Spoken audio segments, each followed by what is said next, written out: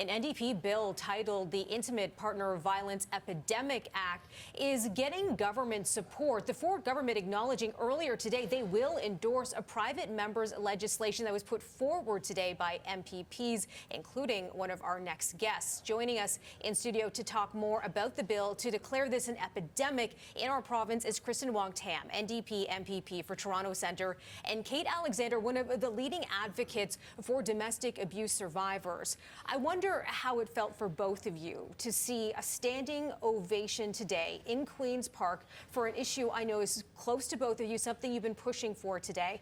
Cait, I wonder if we could start with you. I mean, I burst into tears. I was not expecting this. It came as a surprise. Given the last experience that I had in the House, where there was just excuse after excuse, and to have a unanimous, humble recognition and acknowledgement that this is a immense and massive problem, it just completely, yeah, it's a huge acknowledgement, and thank you. I mean, I'm so eternally grateful, and for all of the survivors and victims still in the struggle, this means a lot on this very, very, very, very day. And as an MPP who co-sponsored this bill, is this a victory for you?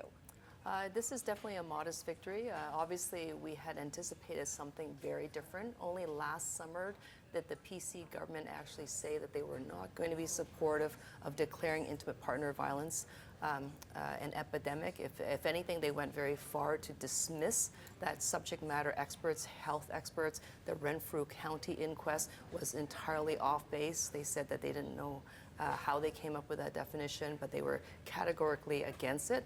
So it's a 360-degree turn, and so I'm going to take this as a victory. But so when you woke up this victory. Morning, you didn't realize that this is what was going to happen today? No, because there was no indication whatsoever from the government that they had turned around. So on the floor, when they announced that they were going to support it at second reading, it's not going to be passed altogether to third reading, but at the second reading, they're not going to stand in the way. They're going to support it. That was a very good moment for us, but there is still a lot of work to do because this bill does not become law until we get to third reading. So what happens now between second and third reading? So the government has now indicated, and out of the surprise a surprise to everyone, is that they've indicated that they're going to send the bill and basically travel with it through a parliamentary committee.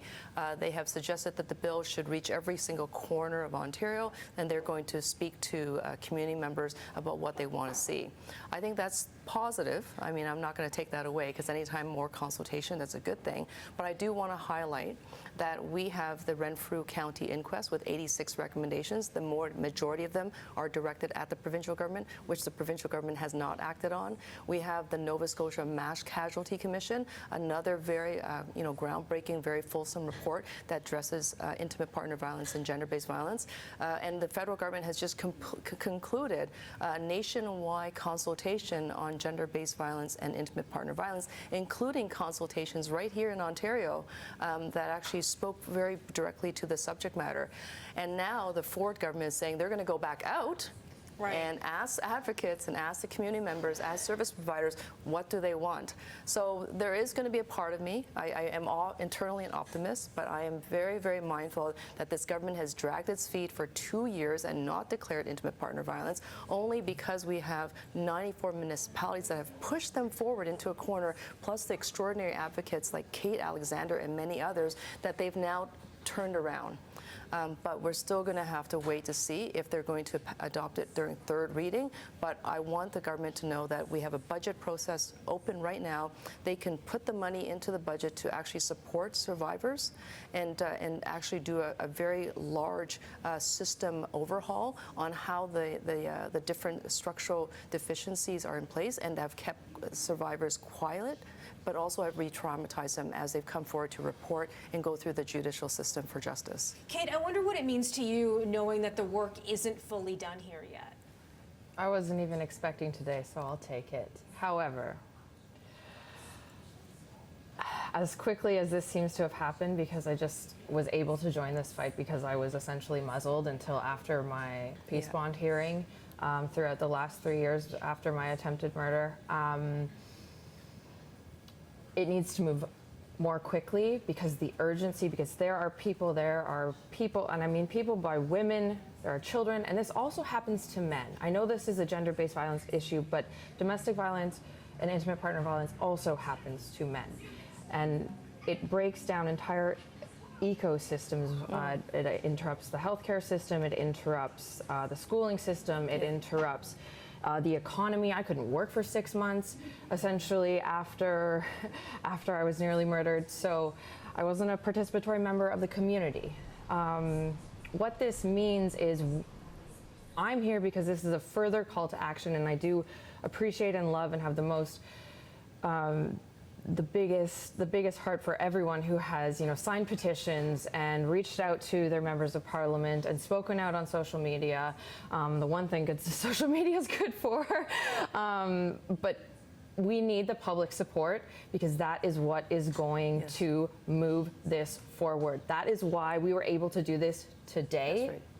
Yes. Because all of my friends and my community, my international community, my parents, every single person that has signed a petition, posted something, said something, communicated, has already turned the corner within the last 2 weeks. So if that pressure continues, the governments will pay attention. And that is why I'm here. It's a call to action. So please, please, please, it takes literally 5 seconds. Brilliant. I know that you have been working tirelessly to keep this on everyone's radar, but I'm wondering, as an MPP behind this push as well, what difference will it make? Once this bill is passed, what's going to change between the day before and the day after, and why is the designation of epidemic so important here? Yes, and that's a fantastic and very significant question. What will change is that it will be officially the government's position that Ontario has an epidemic as it relates to intimate partner violence. From that position, we actually start to overlay a lens on all policy, all programs, all services, and it should also include budgetary spending. So when you don't declare it an epidemic and it's not a priority for the government to address, then all those solutions that have been put forward by the Renfrew inquest can fall to the wayside. Voices of survivors can be easily dismissed as they have been on numerous occasions in the House when they have brought forward their stories and said, this is what happened to me, this is what we think should be the resolution, and the government has sort of brushed it off and has been very much dismissive.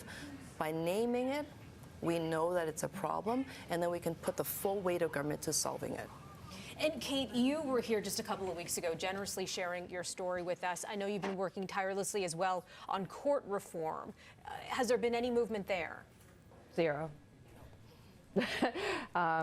If there's millions of dollars floating around, I haven't seen a cent of it.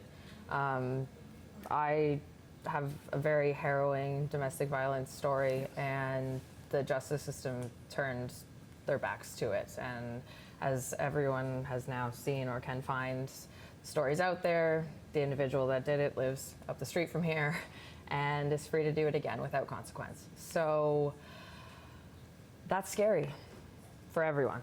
Everyone sitting in this room, everyone standing out on the street, and that is what's happening over and over and over again. Because I went public, I am now in contact with thousands of people, and I'm not joking when I say thousands of people every single day from all over the world are reaching out and saying, okay, this happened to me, or this happened to my sister, okay, or this is happening in Ontario. My charges were stayed too for the same reason. My charges were stayed too. Me too, me too, me too, me too. This is Canada's and Ontario's Me Too 2.0 recycled. And it has to change. We have a beautiful $1 billion courtroom, and I've said this before. We don't have anyone to staff it. Why is attempted murder? Why is rape? Why are sexual assault victims? Remind us again what the roadblock was there. Chapter 11B of the Charter of Rights and Freedoms, which is a speedy trial law, essentially, if you will. So provincial charges are out, need to be processed with, need to be taken to trial within 18 months, and federal charges need to be taken to trial within 30 months. I had 5 charges within the provincial level of court, all stayed because we missed the deadline by around 10 days. So my attempted murder, gone. There was 3 additional assault charges.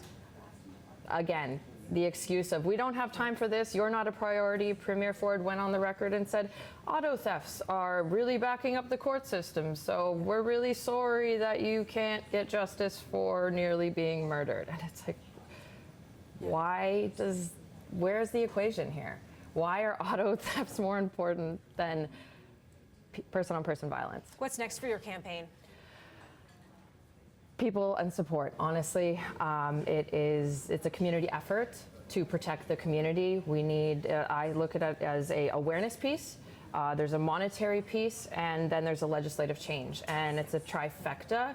It's all of those three pieces working together to then create a better community. And it starts with the families. It starts where intimate partner violence happens. Good families create a good community. Dangerous families create a disheveled community. Heal the families, allow them to be safe, you have a better community. Cait Alexander, Kristyn Wong-Tam, a big day for both of you. Thank you. We saw that standing ovation in Queen's Park today, but obviously more work needs to be done. Thanks for being with us. Thank you.